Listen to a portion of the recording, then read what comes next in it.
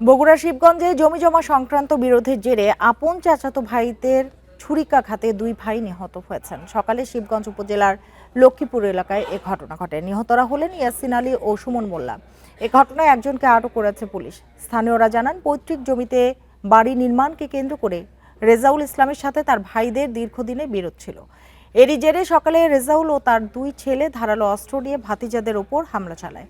এতে ঘটনাস্থলে ইয়াসিন মারা যান এবং হাসপাতালে নেয়ার পথে মৃত্যু হয় সুমনের।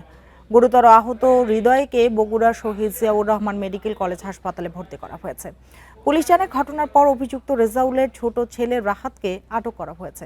মূল অভিযুক্ত রেজাউল ও তার আরেক ছেলেকে ধরতে অভিযান চলছে। ঘটনা সংশ্লিষ্ট আমরা কয়েকজনের নাম পেয়েছি, তার মধ্যে আমরা একজনকে আমরা আটক করতে পেরেছি। আর বাকি যারা আছে তারা পলাতক আছে। আমরা তদন্ত সাপেক্ষে কারা কারা এই মামলায় হত্যাকাণ্ডের সঙ্গে জড়িত আমরা তাদের বিরুদ্ধে আইনগত ব্যবস্থা নেব।